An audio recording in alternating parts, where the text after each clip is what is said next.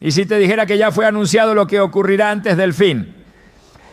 En su segunda carta, el apóstol Pedro lanza una advertencia tan clara como urgente.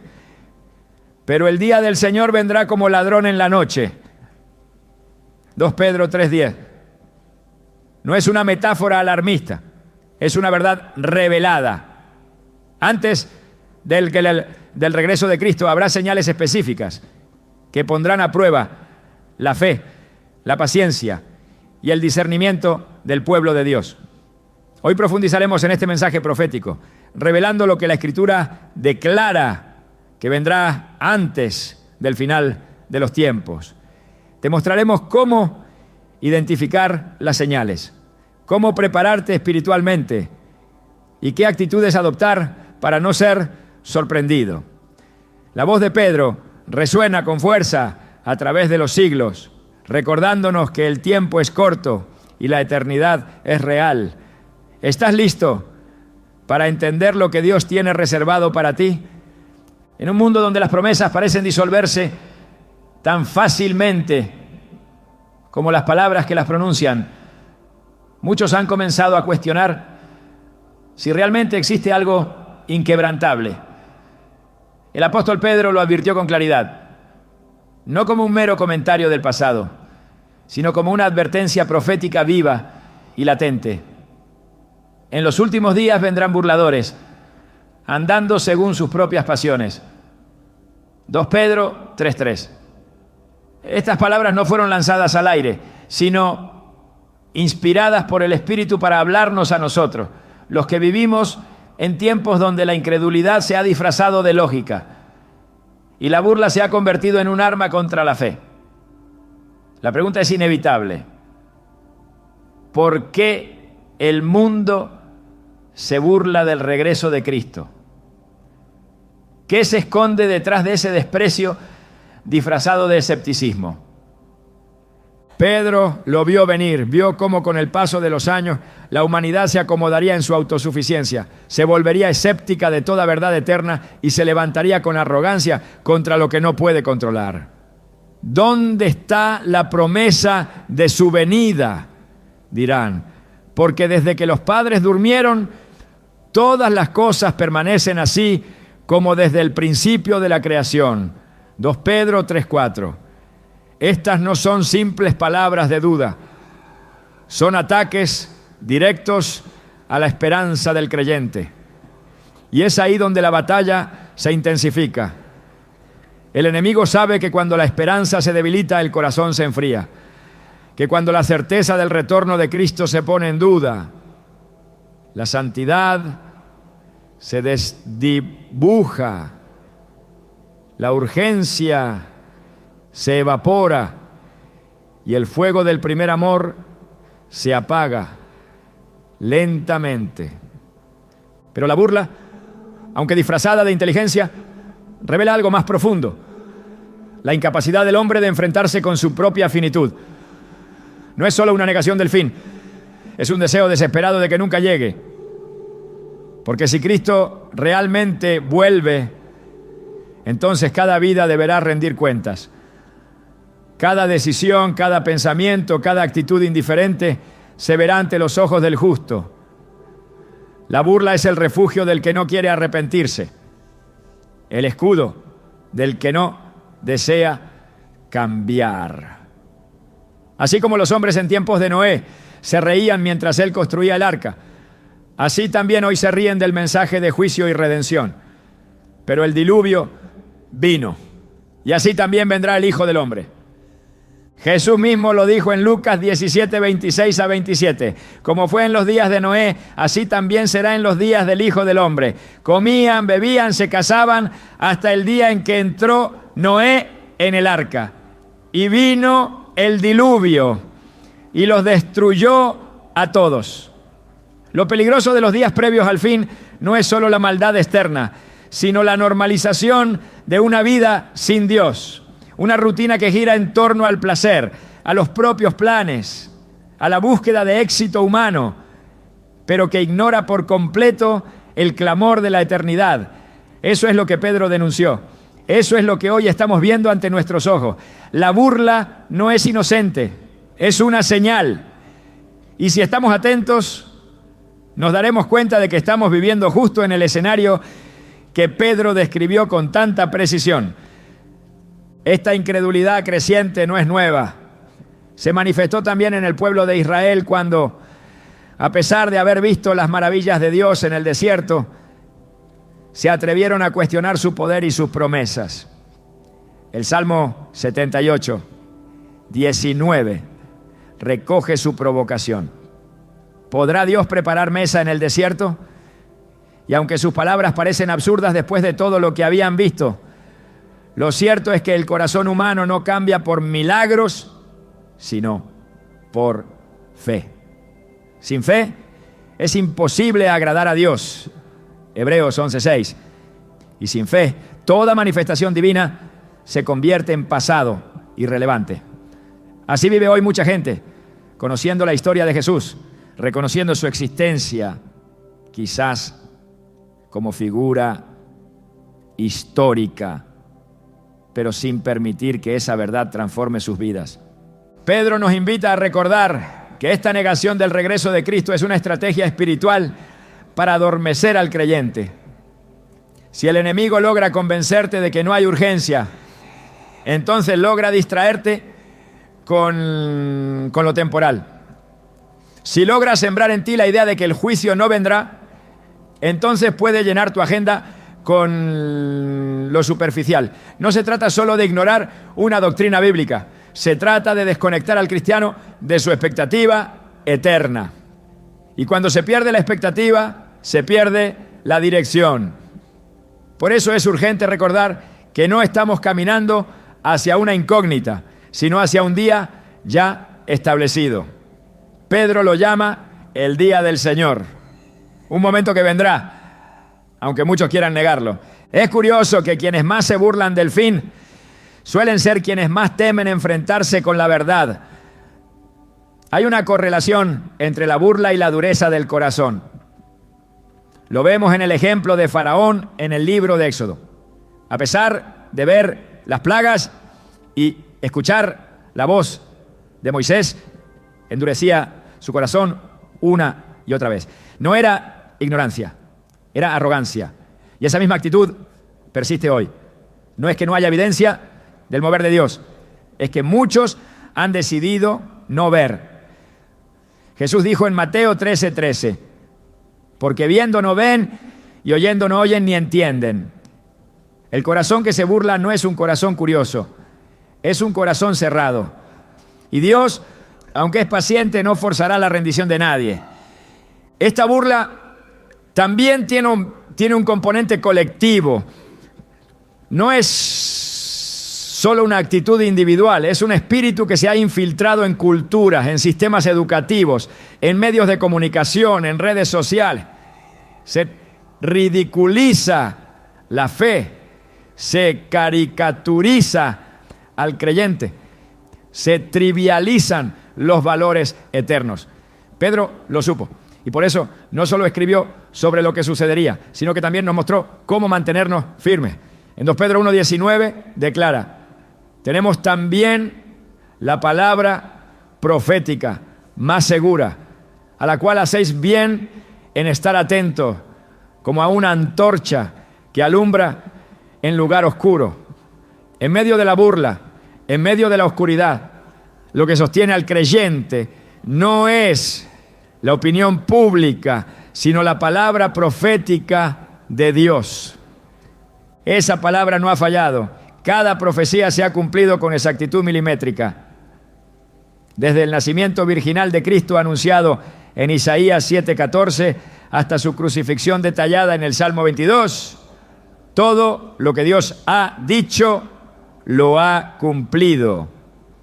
¿Por qué dudar ahora? ¿Por qué ceder a la burla cuando la historia respalda la fidelidad divina? La segunda venida no es un mito, es la continuación lógica de un plan eterno. Y ese plan no depende de la aceptación humana para cumplirse. El reloj de Dios no se detiene por las dudas del hombre. Lo que Pedro nos está diciendo es que debemos vivir como si ese día fuera mañana. no porque lo sepamos, sino porque lo esperamos. Y esa expectativa moldea nuestra forma de hablar, de actuar, de decidir. Si alguna vez te has sentido avergonzado por hablar del regreso de Cristo, si has sentido la presión de callar para no parecer anticuado o fanático, Pedro te comprende. Él también enfrentó una generación que se resistía a la verdad. Pero él no se detuvo. Su vida fue testimonio de una fe que no se negocia. Y su carta es un llamado a levantar la voz, no con orgullo, sino con convicción. No con juicio, sino con urgencia. Porque el tiempo se acorta y cada alma cuenta.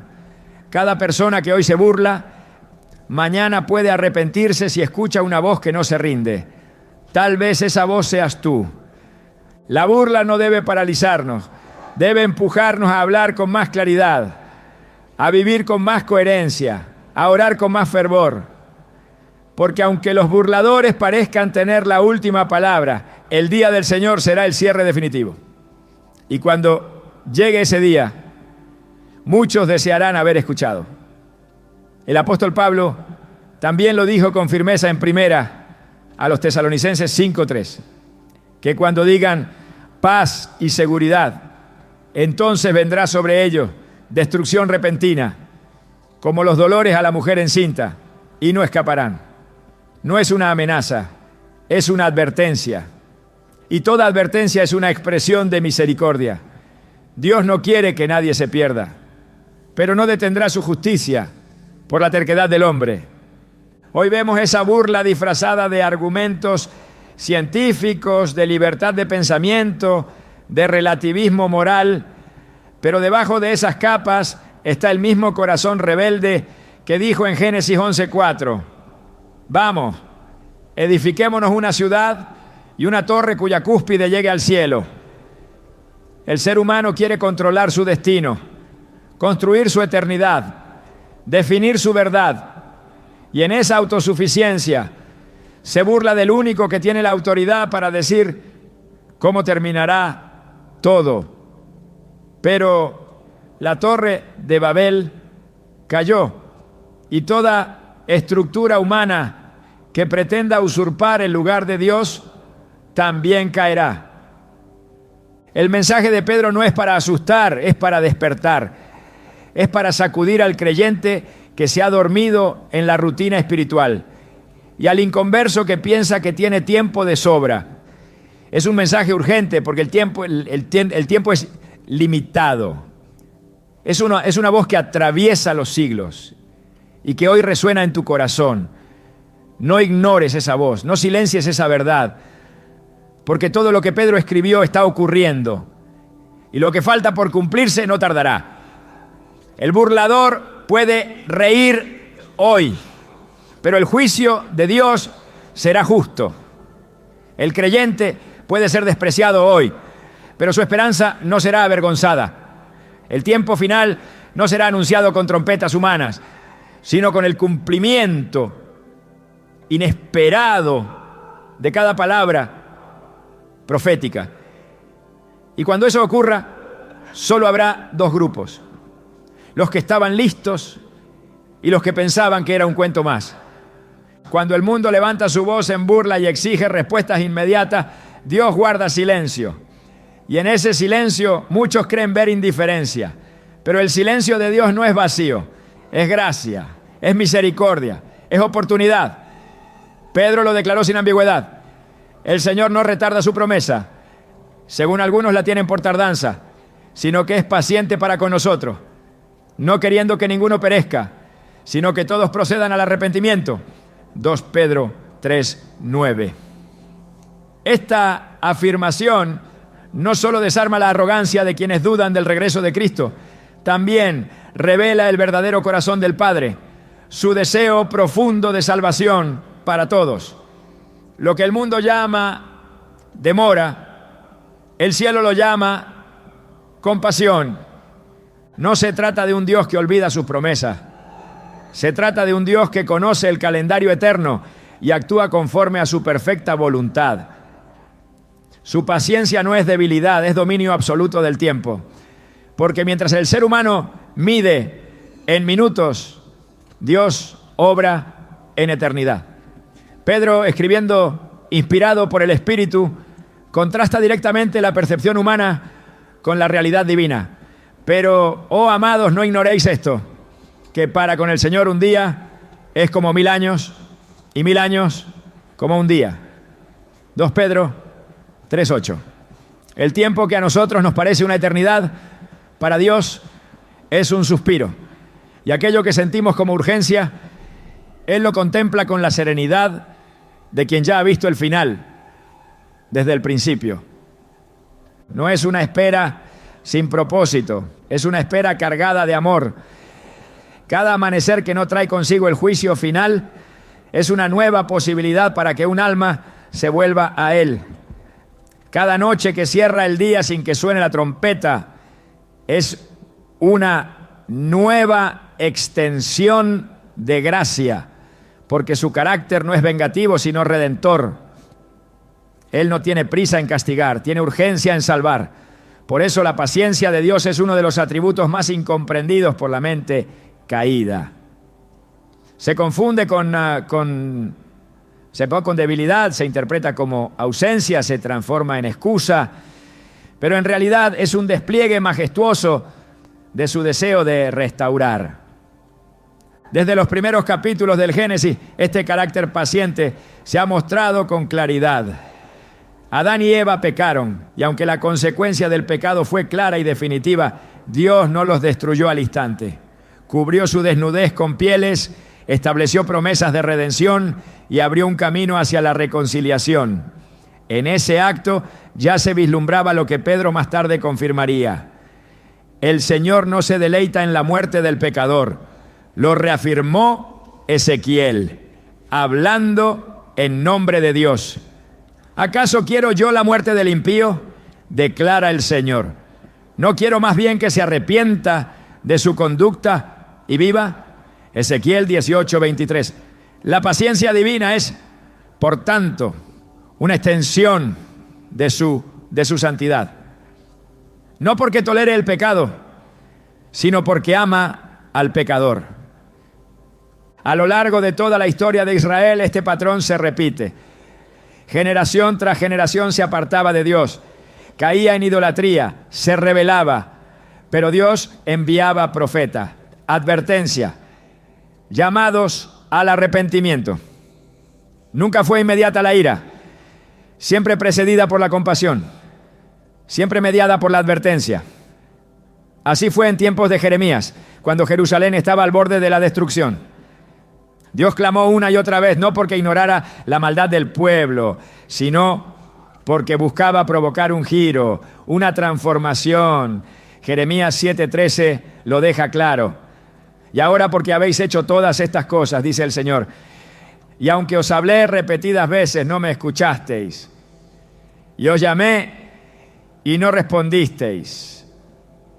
Dios habla antes de actuar, llama antes de juzgar y espera con esperanza. Pedro entendía este patrón, lo vio encarnado en Jesús. El mismo maestro que lloró sobre Jerusalén porque no quiso reconocer el día de su visitación, Lucas 19:41 a 44. No lloró por el juicio, sino por la negativa a arrepentirse. Porque el juicio es el resultado, no el deseo. El corazón de Dios siempre ha sido uno que espera con los brazos abiertos. Lo mostró el Padre en la parábola del Hijo pródigo. No corrió tras el Hijo para evitar que se fuera, pero se mantuvo atento, esperando con esperanza viva el día del regreso. Esa figura del Padre esperando resume con precisión el mensaje que Pedro proclama. El mundo se burla, el juicio parece lejano, pero Dios está esperando no porque olvide su justicia, sino porque ama con una pasión insondable. El peligro, sin embargo, está en confundir esa paciencia con aprobación. El apóstol Pablo también lo advirtió en Romanos 2:4. O menosprecias las riquezas de su benignidad, paciencia y longanimidad, ignorando que su benignidad te guía al arrepentimiento. La paciencia de Dios no es un respaldo al pecado, es un espacio para cambiar. Pero ese espacio no será eterno. Así como el arca se cerró en los días de Noé y no volvió a abrirse, también llegará el día en que se cerrará la puerta de la gracia. Y entonces lo que hoy es posibilidad se convertirá en juicio ineludible. Por eso Pedro no está escribiendo con frialdad teológica, sino con urgencia pastoral. Él sabe que cada día sin el regreso de Cristo no es un día perdido, sino una prórroga misericordiosa. Pero también sabe que esa prórroga tiene un límite y que jugar con la paciencia de Dios es una de las decisiones más peligrosas que un ser humano puede tomar. Cada minuto que se desprecia la oportunidad de reconciliarse con Dios es un paso más hacia una eternidad sin Él. Cada día que se ignora el llamado al arrepentimiento es un día que se endurece el corazón. Y Pedro no quiere que eso ocurra con sus lectores. Por eso escribe, por eso advierte, por eso exhorta. La carta de Pedro no se sostiene en amenazas vacías. Se edifica sobre el carácter inmutable de Dios. Un Dios que ha mostrado una y otra vez que su mayor deleite es salvar. Isaías 30:18 lo declara con poder. Por tanto, el Señor esperará para tener piedad de vosotros, y por eso se levantará para tener misericordia de vosotros. Porque el Señor es un Dios justo, bienaventurados todos los que esperan en Él. Es una atención sagrada, justicia y misericordia. La justicia no desaparece, la misericordia no se cancela. Ambas coexisten en un equilibrio perfecto. Y esa coexistencia se manifiesta en la paciencia divina. No es una paciencia humana, no es tolerancia débil, es un reflejo de su gloria. Pero esa gloria no puede ser despreciada sin consecuencia. La misma paciencia que hoy salva, mañana será el argumento que condene a los que la rechazaron. Porque nadie podrá decir que no fue advertido, nadie podrá decir que no hubo oportunidad. La paciencia de Dios es tan clara como su justicia, y Pedro lo deja establecido. Si hoy no ha venido el fin, no es porque Dios se haya olvidado, sino porque está dando una última oportunidad a los que aún caminan en tinieblas.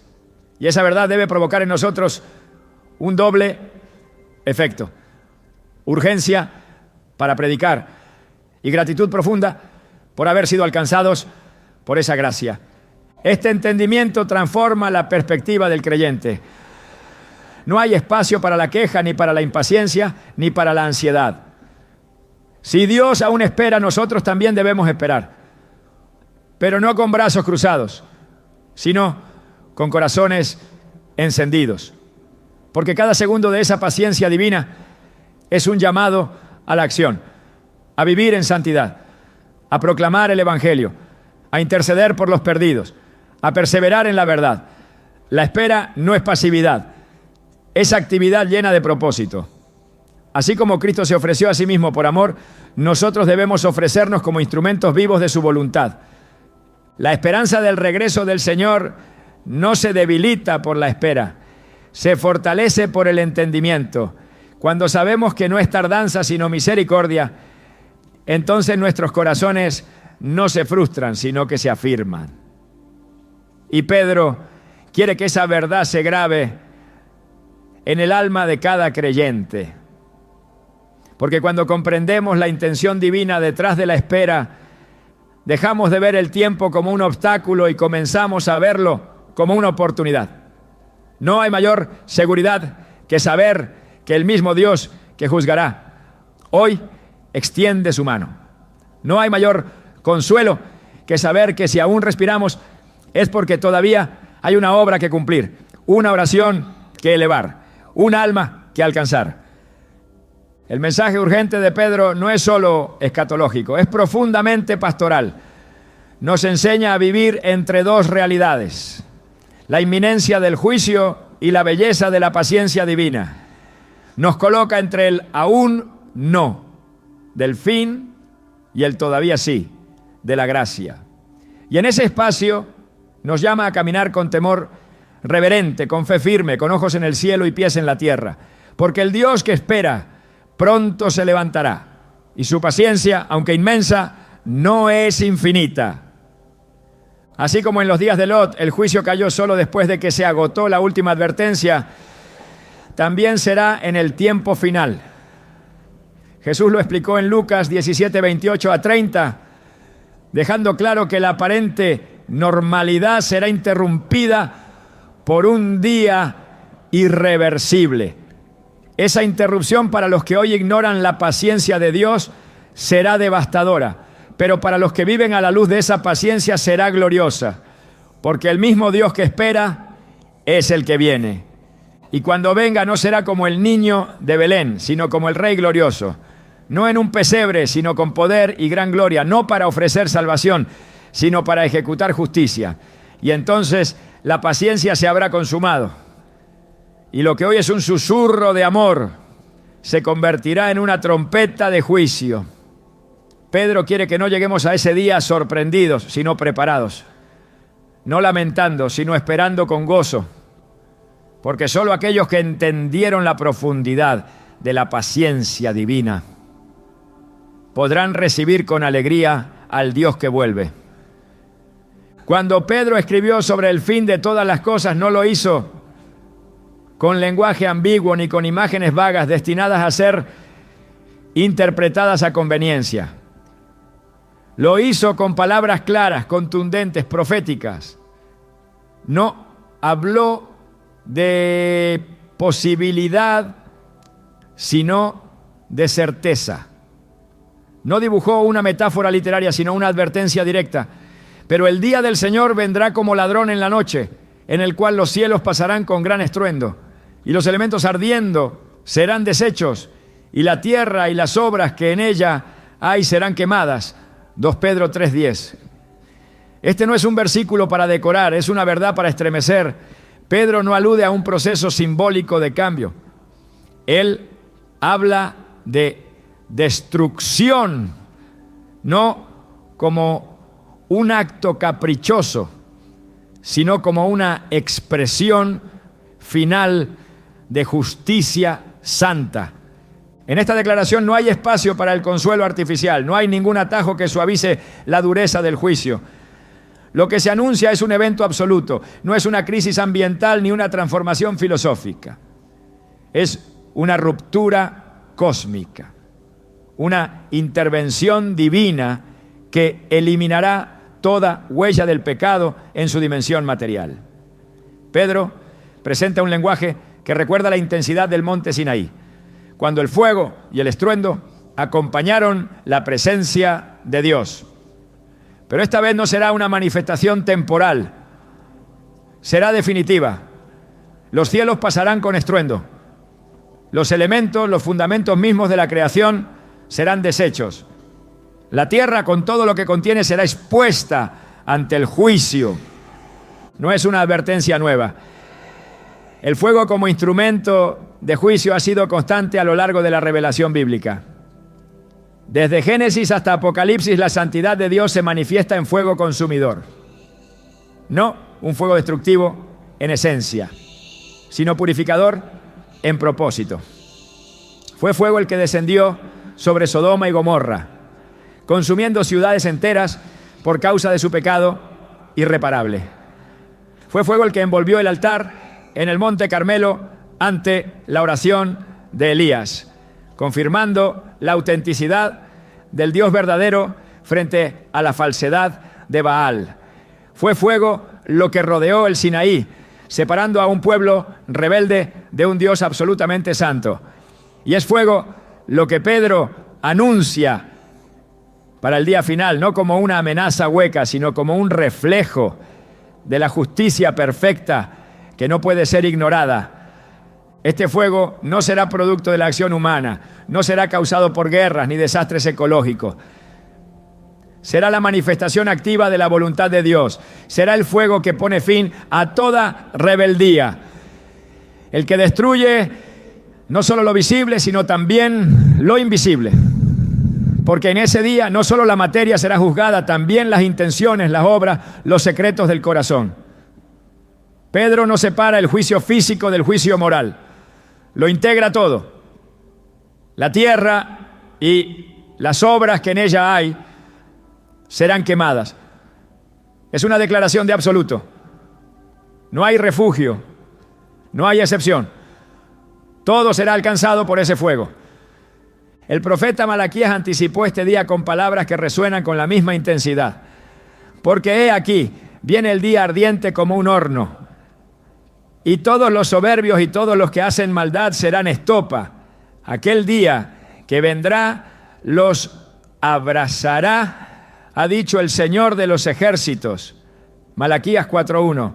Este no es un lenguaje figurado, es la proclamación de un evento concreto, un día ardiente, no un estado emocional, sino una condición real, no una metáfora, sino una realidad que aún no ha ocurrido, pero que ya está establecida en el consejo eterno de Dios.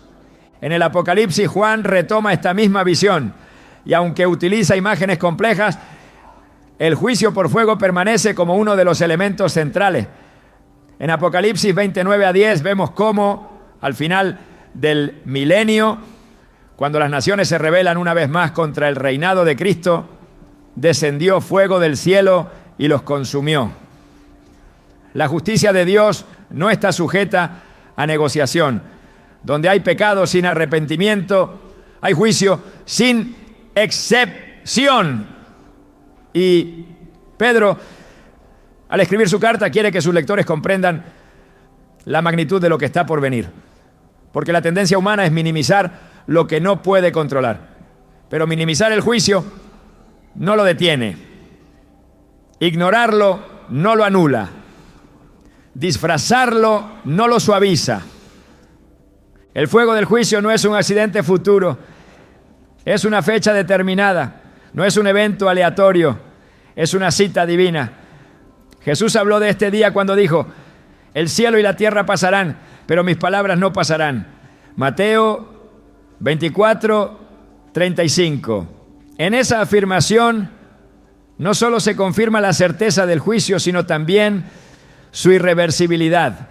El cielo y la tierra pasarán, no porque se deterioren naturalmente, sino porque serán deliberadamente renovados. Y ese proceso no será por agua, como en los días de Noé, sino por fuego.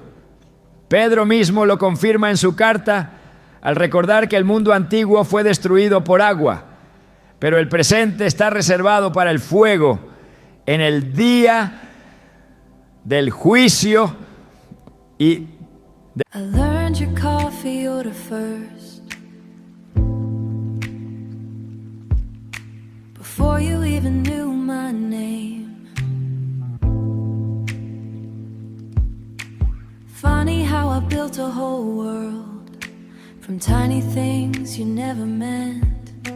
You talked about somebody else while I pretended not to care, smiling like it didn't hurt, just to keep you there. Every late night conversation felt like almost something real that almost never really heals the way people think it will. The saddest thing is we were in love that never meant to stay. Some things are real, even when they fade.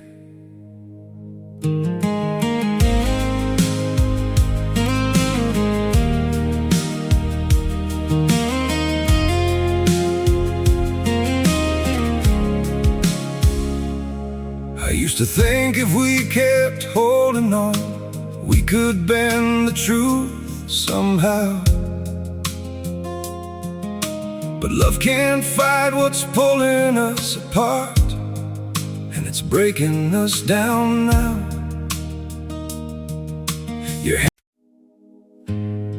We had it all, or at least it felt that way. Now it's just silence, where your voice used to stay. I still replay the nights we couldn't sleep, talking about a life we chased somehow.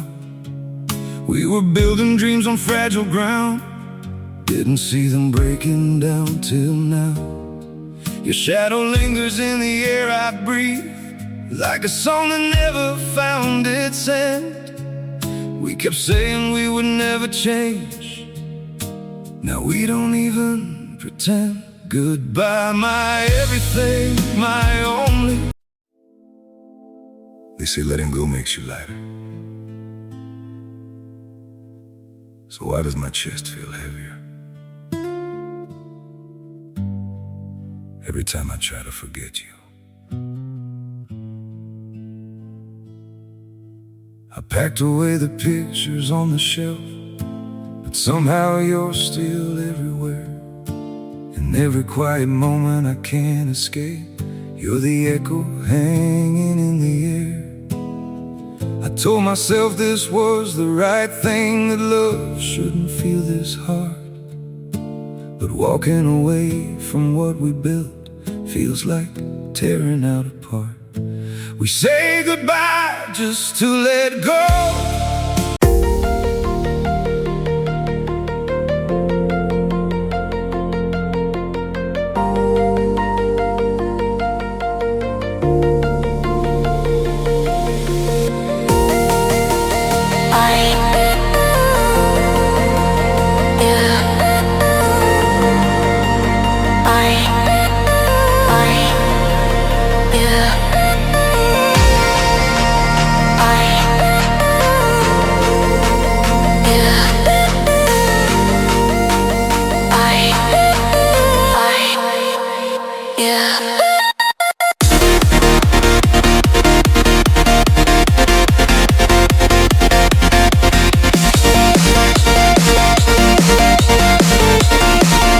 Hasta la perdición de los hombres impíos. 2 Pedro 3, 6, 7. Hay una continuidad teológica en esta verdad. El diluvio fue una advertencia, el fuego será la conclusión. El agua limpió la tierra de corrupción visible, el fuego purificará incluso lo oculto. La justicia de Dios al final no dejará nada sin tratar. Lo que ahora parece estable, seguro, eterno, será deshecho. Lo que los hombres consideran inconmovible será removido. Hebreos 12, 26 a 27 afirma que Dios, una vez más, sacudirá no solo la tierra, sino también el cielo, para que permanezca lo inconmovible. Y lo inconmovible no son las estructuras humanas, sino la fidelidad de su promesa, la santidad de su trono y la eternidad de su reino.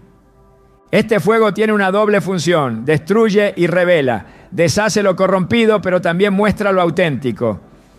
Porque como enseña Pablo en 1 Corintios 3:13, la obra de cada uno será manifiesta, porque el día la declarará, pues por el fuego será revelada, y la obra de cada uno, cual sea, el fuego la probará.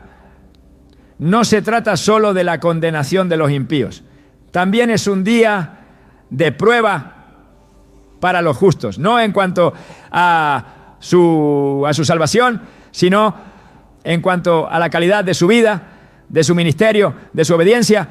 En ese día todo lo falso será consumido, todo lo superficial será desechado, y solo lo que fue hecho en Dios permanecerá.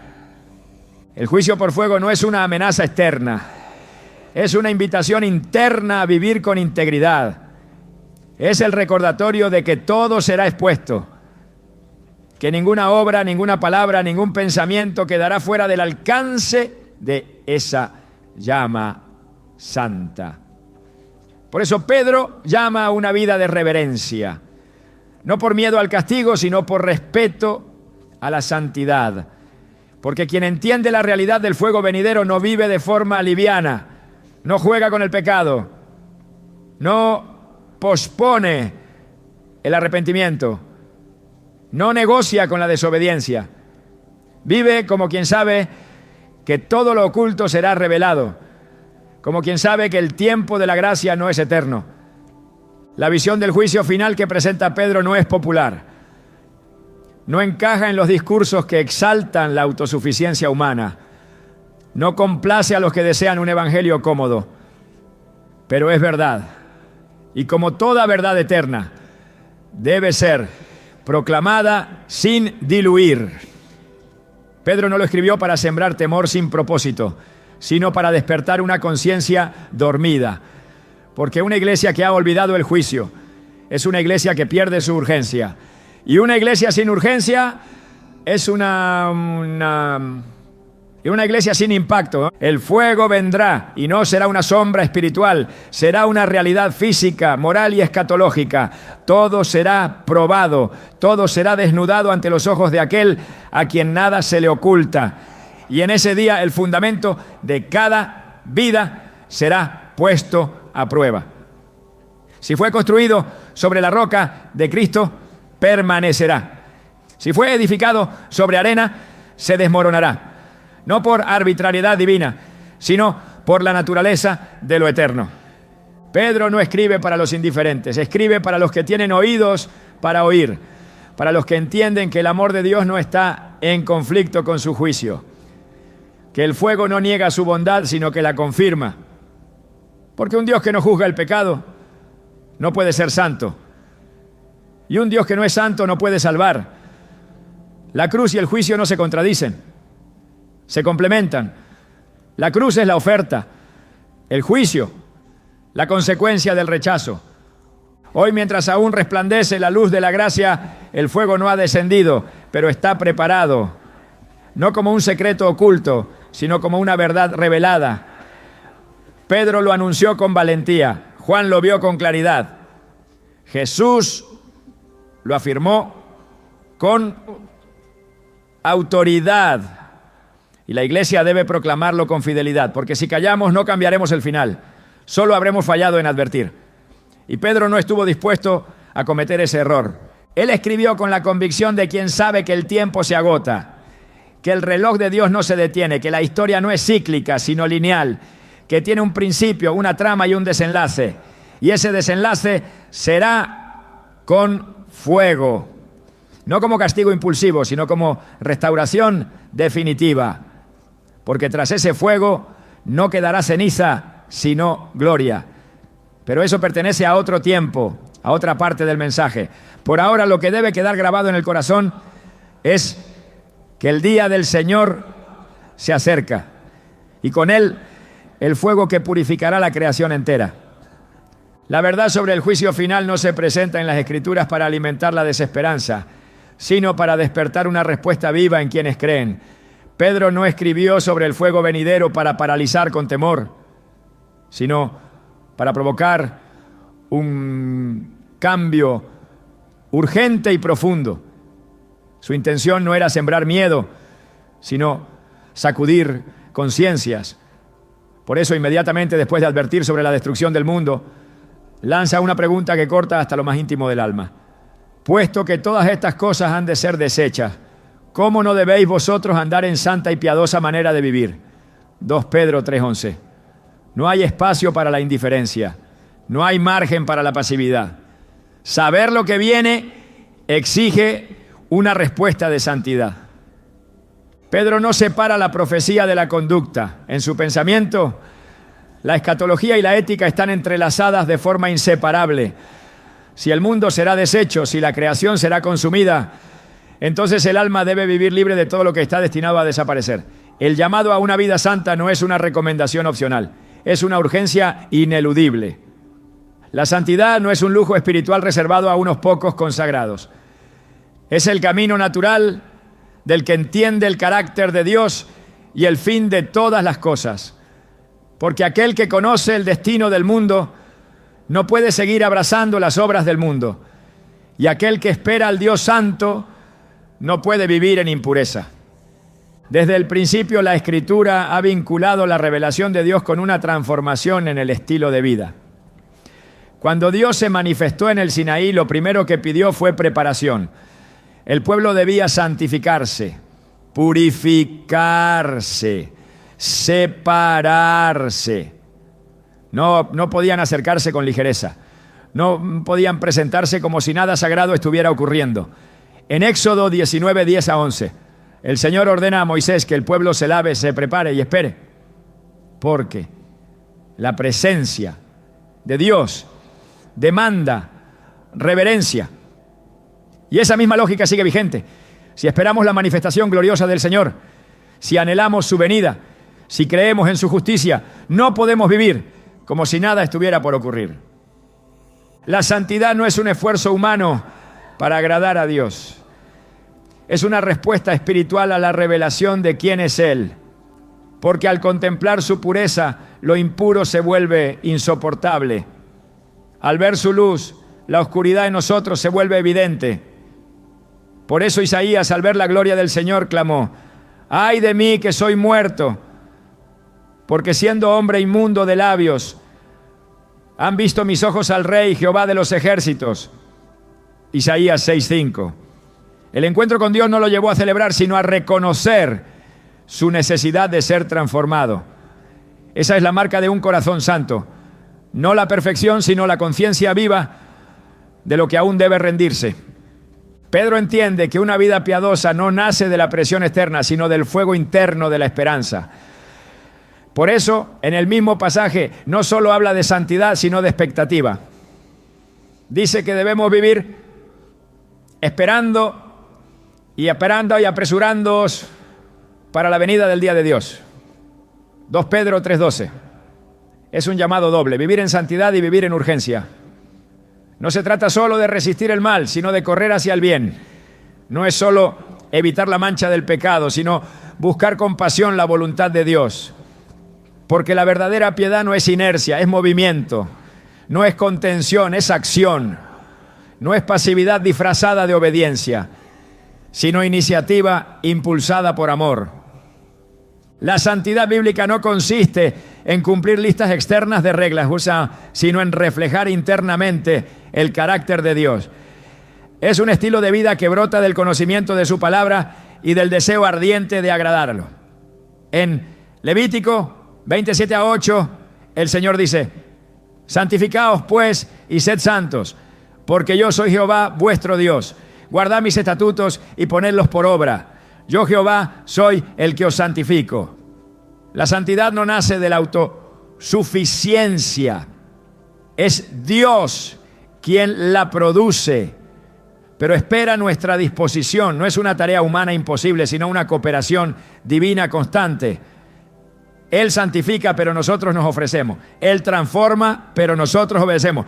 Pedro llama a una vida piadosa porque sabe que la venida del Señor será repentina. No habrá margen para ajustes de última hora. No habrá espacio para arrepentimientos improvisados. Por eso vivir en santidad hoy es la preparación real para el día del juicio. No se trata de adivinar fechas ni de especular señales, sino de vivir cada día como si fuera el último. Esa es la vida del que espera, no la del curioso, sino la del consagrado, no la del espectador, sino la del participante activo en el plan eterno de Dios. El apóstol Pablo, en perfecta sintonía con Pedro, exhorta a los creyentes a no dormirse espiritualmente. En Romanos 13:11 a 12 dice: conociendo el tiempo, que es ya hora de levantarnos del sueño, porque ahora está más cerca de nosotros nuestra salvación que cuando creímos. La noche está avanzada y se acerca el día. Esta conciencia del tiempo no es para vivir ansiosos, sino despiertos. No es para alarmarse, sino para activarse. Porque cuando el alma está consciente del día que se aproxima, no se distrae con lo que pronto será polvo.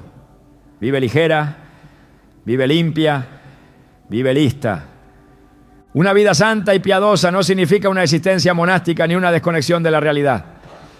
No implica encerrarse en rituales vacíos ni desarrollar una imagen externa de religiosidad. Significa vivir con integridad, con pureza, con temor reverente ante un Dios que todo lo ve. Significa cuidar el corazón, los pensamientos, las palabras. Significa tomar decisiones no por conveniencia, sino por obediencia. Significa andar en la luz, como Él está en la luz. 1 Juan 1:7. No solo cuando otros miran, sino incluso cuando nadie ve.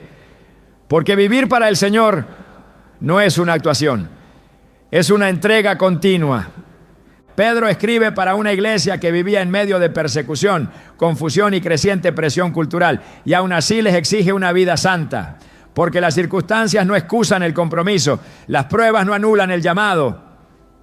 En todo tiempo, en toda época, en toda condición, el mandato es el mismo: sed santos, porque yo soy santo. 1 Pedro 1:16. No como una carga, sino como un reflejo. No como un deber, sino como un privilegio. Porque no hay mayor dignidad que ser transformado a la imagen del Hijo, ni mayor propósito que vivir de forma que glorifique al Padre. La piedad no es una apariencia, es una actitud del alma. Es la disposición de vivir delante de Dios en cada momento. Es orar cuando nadie escucha, adorar cuando nadie dirige, obedecer cuando nadie aplaude. Es elegir la justicia cuando la injusticia parece más fácil. Es perdonar cuando todo en ti grita lo contrario. Es hablar la verdad cuando el silencio sería más cómodo. Es vivir como si Jesús estuviera por regresar esta noche, no por miedo, sino por amor. Porque cuando el corazón ama al Señor, la obediencia no es una obligación, es una expresión natural. Pedro no llama a una santidad pasiva, sino activa. No invita a una espera estática, sino a una vida que arde con expectativa. Dice que debemos esperar y apresurar el día de Dios. Esta es una frase poderosa. Esperar implica confianza, apresurar implica acción. El creyente no solo observa el reloj profético, sino que vive como si pudiera acelerar el cumplimiento por medio de su fidelidad. Es una imagen de colaboración. Dios tiene el control absoluto del tiempo, pero la iglesia participa con su obediencia, con su clamor, con su predicación. Jesús mismo dijo: bienaventurados aquellos siervos a quienes su Señor, cuando venga, halle velando. Lucas 12:37. Y en ese contexto no hablaba de velar mirando al cielo, sino sirviendo fielmente en la tierra. La santidad no se cultiva en la evasión, sino en el compromiso. No se demuestra en discursos, sino en decisiones.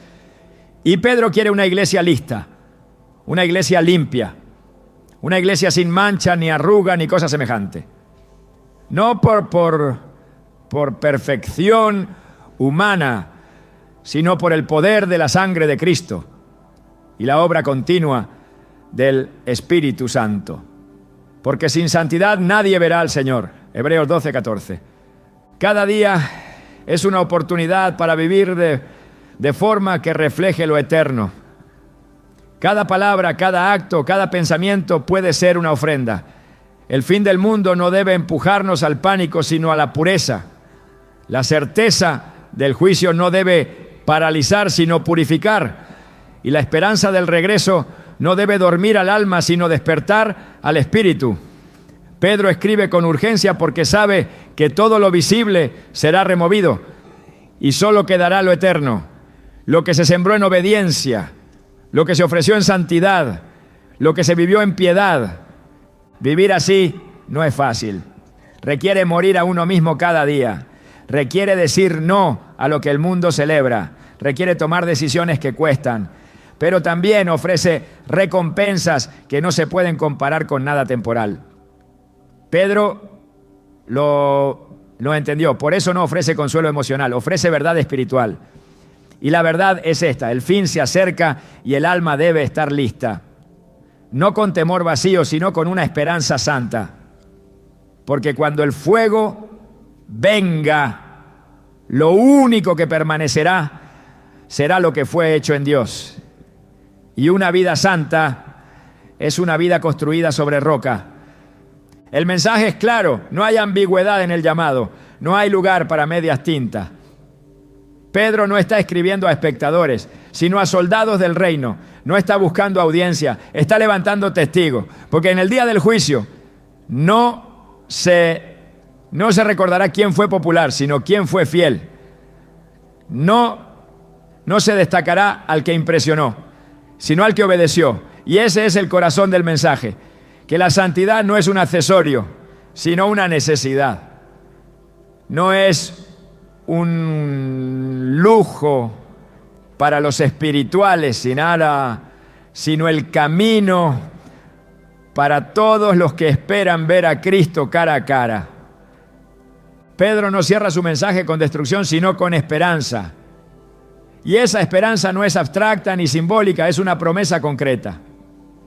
Después de advertir sobre el fuego que vendrá, sobre el juicio que deshará el orden actual, Pedro declara con solemnidad y certeza: pero nosotros esperamos, según sus promesas, cielos nuevos y tierra nueva, en los cuales mora la justicia.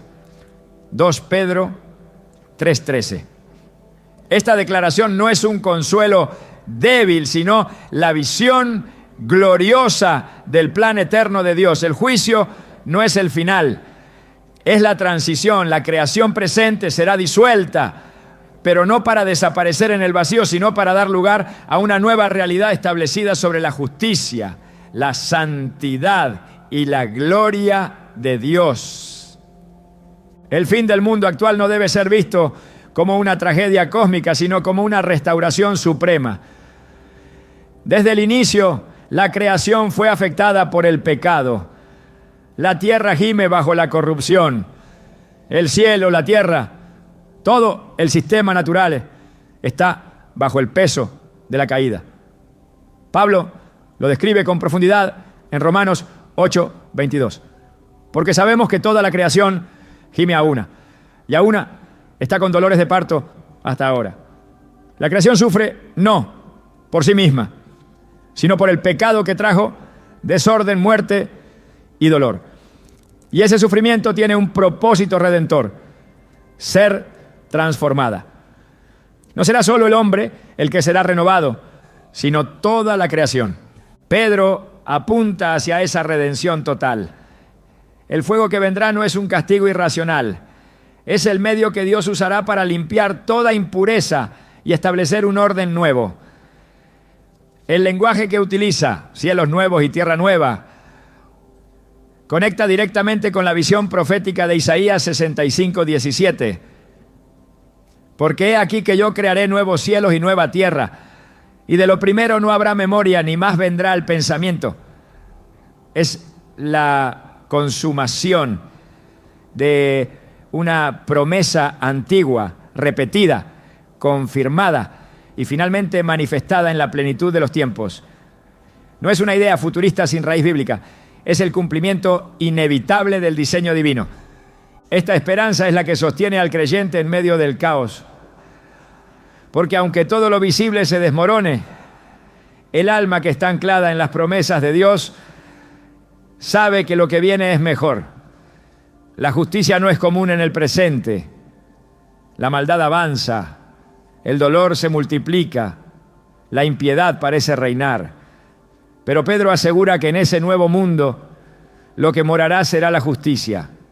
Ya no será un ideal lejano, sino la atmósfera misma del nuevo orden. No habrá más injusticia social, ni corrupción moral, ni pecado oculto. Todo lo que oprime el alma hoy será removido, y en su lugar Dios establecerá un reino donde cada pensamiento, cada acción, cada palabra será en armonía con su voluntad. La visión de cielos nuevos y tierra nueva no es un adorno doctrinal, es el corazón mismo de nuestra esperanza escatológica. Juan, en el Apocalipsis, describe este momento con una belleza que trasciende la imaginación. Vi un cielo nuevo y una tierra nueva, porque el primer cielo y la primera tierra pasaron y el mar ya no existía más. Apocalipsis 21:1. Esta no es una actualización estética, es una transformación total. El dolor, la muerte, el llanto, todo lo que caracteriza el mundo presente dejará de existir, porque Dios no solo ha prometido juicio, también ha prometido restauración. Esa restauración no será parcial, no será una mejora del sistema actual, será un inicio desde lo eterno. Pedro nos invita a mirar más allá del colapso, a ver con los ojos del Espíritu lo que Dios ya ha decretado. Y al hacerlo, la perspectiva cambia. El fin no es solo un cierre, es una apertura. No es solo el final de un ciclo, es el comienzo de la eternidad visible. El que ha vivido aferrado a este mundo temerá su fin, pero el que ha vivido esperando lo que ha de venir lo anhelará con gozo. Esta esperanza transforma la forma de vivir en el presente, porque quien espera cielos nuevos y tierra nueva no se acomoda a lo viejo, no invierte su alma en lo que será consumido, no edifica sobre cimientos que serán removidos, vive ligero, vive en obediencia, vive con los ojos puestos en lo que no se ve, porque lo visible es temporal, pero lo invisible es eterno. 2 Corintios 4:18. Esta conciencia no desconecta al creyente de su responsabilidad actual, sino que lo enfoca, lo hace más íntegro, más firme, más entregado, porque sabe que cada decisión tiene eco en la eternidad. Pedro no presenta esta esperanza como una posibilidad incierta, sino como una certeza prometida. Dice que esperamos según sus promesas, y eso lo cambia todo, porque no estamos esperando basados en deseos humanos, sino en la palabra inmutable de Dios. Lo que Él prometió, lo cumplirá. El mundo será restaurado, la creación será liberada, la justicia será el nuevo ambiente, y en ese lugar el pecado no tendrá más acceso, el mal no tendrá más voz, la muerte no tendrá más poder. Esperar cielos nuevos y tierra nueva no es un escape de la realidad, es la afirmación más profunda de que lo mejor aún no ha llegado. Es vivir sabiendo que toda lágrima será enjugada, que toda herida será sanada, que toda pérdida será redimida. No como una utopía inventada, sino como una verdad profética respaldada por el carácter fiel de Dios. Pedro escribe para recordar que detrás del juicio está la promesa, detrás del fuego está la gloria, detrás del fin está el principio. Pedro no solo advierte sobre lo que vendrá en el mundo natural, también denuncia una amenaza más sutil, pero igual de destructiva, la corrupción doctrinal. Porque antes del fin no será solamente la creación la que será sacudida, sino también la verdad misma en medio del pueblo. Lo dijo con claridad al inicio de su carta. Pero hubo también falsos profetas entre el pueblo, como habrá entre vosotros falsos maestros, que introducirán encubiertamente herejías destructoras. 2 Pedro 2:1. La batalla no será solo externa, será interna.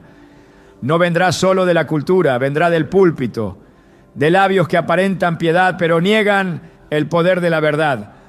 El engaño no llegará abiertamente, se introducirá encubiertamente. Es la estrategia del enemigo desde el principio. Distorsionar lo que Dios ha dicho, alterar con sutileza lo que parece correcto, ofrecer una verdad incompleta que en su fragmentación se convierte en mentira. Pedro lo anticipa con urgencia porque sabe que estos maestros no solo desviarán ideas, sino destinos. No se trata de diferencias menores, sino de caminos enteros, torcidos, que llevan a la perdición. Y muchos los seguirán, no porque los mensajes sean verdaderos, sino porque acomodan sus deseos. Porque el error será presentado con apariencia de libertad, pero conducirá a esclavitud espiritual. Pedro no expone esta realidad para generar paranoia, sino para despertar discernimiento. Él llama a los creyentes a estar firmes, a crecer en el conocimiento de la verdad, a no dejarse arrastrar por el error de los inicuos.